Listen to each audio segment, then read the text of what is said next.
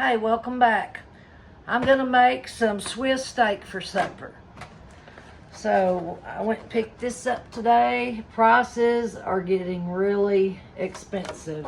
This is bottom round steak and it's only 1.87 pounds. It's $7.49 a pound. I paid $14.01 for this. Ridiculous.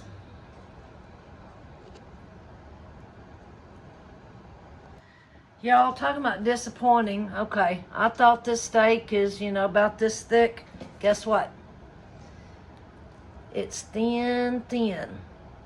But I will make it work. But ideally, you want the normal thickness on your round. Y'all, this steak is so thin, it's not going to take it no time to cook. I don't have anything else laid out, or I would just scrap this, but my daughters really want some Swiss steak. So I'm going to lightly season it with some salt.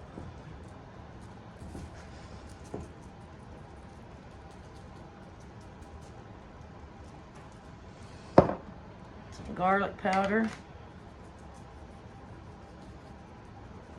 And I'm going to say season to taste.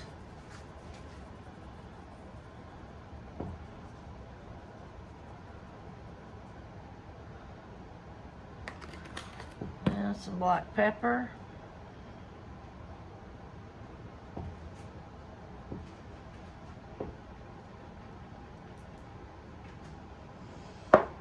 Some onion powder.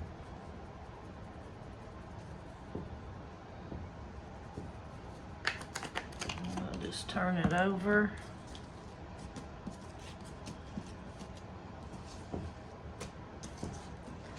Yeah, this would make perfect beef jerky. I was looking for some meat to cut up to make some beef jerky today. I had no idea that what we were getting was so thin.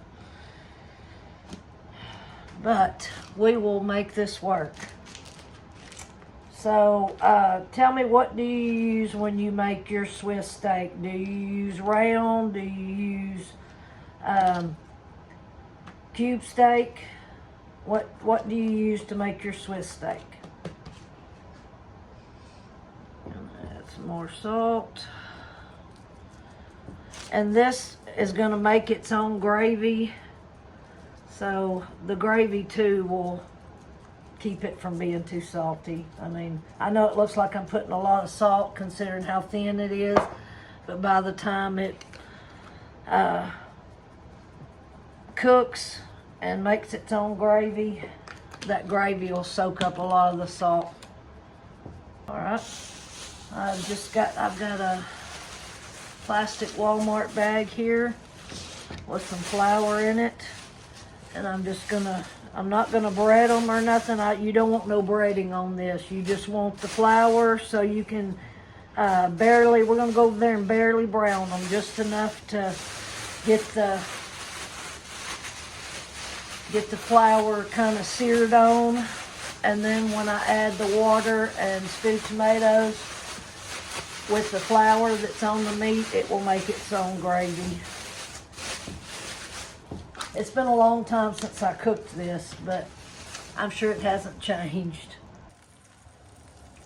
All right, you want your grease to be plenty hot enough, because we're basically just gonna sear this flour on here, for lack of a better word.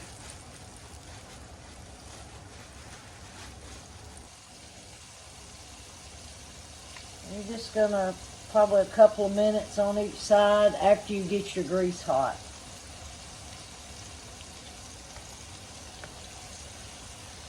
Just enough to make that flour stick.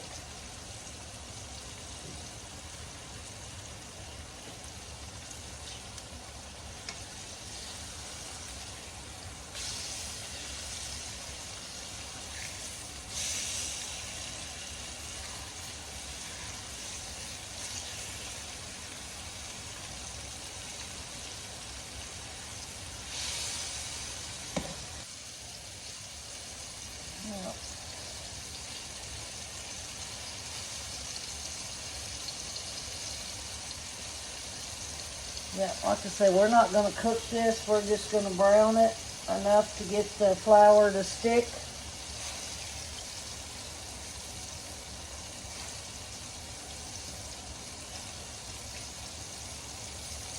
I need my grease a little bit hotter, I do believe.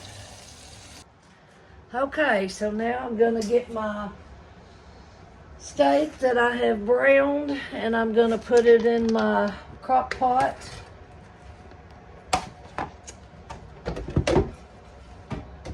I'm going to get a can of stewed tomatoes. How much stewed tomatoes? A can. Put them in here. How big is the can? It is 14.5. It's a regular can. And I'm going to add 2 cans of water.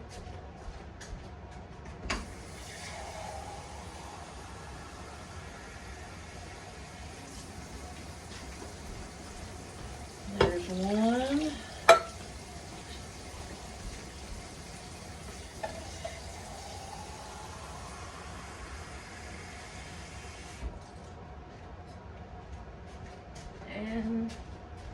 And 2. And, well, I have got 2 cans of tomatoes, stewed tomatoes, that I'm going to put in here. I put 1 can whole. I just dumped it in there. My other one I put in my blender, and I'm going to pour it in there. And you need for 2 cans of stewed tomatoes, you need 4 cans of water. And I already got my water. And then we're going to put some more salt and pepper, because that's a lot of water and a lot of tomatoes. I need my garlic and onion powder.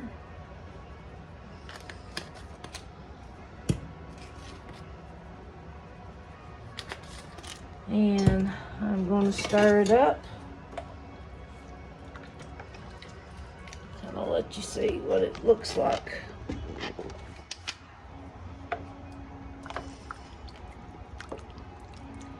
And this will make a tomato type gravy. So I'm going to turn it on and put it on high.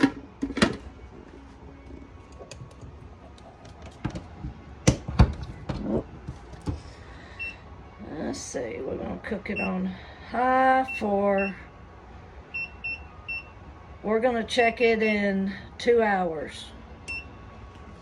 Because the steak is so thin, I don't think it'll take it long at all to cook.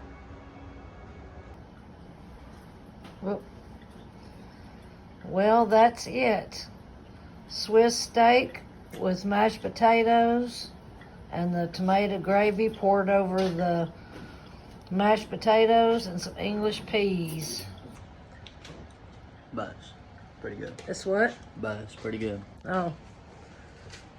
All right. Well, that's it. We've had a pretty busy day.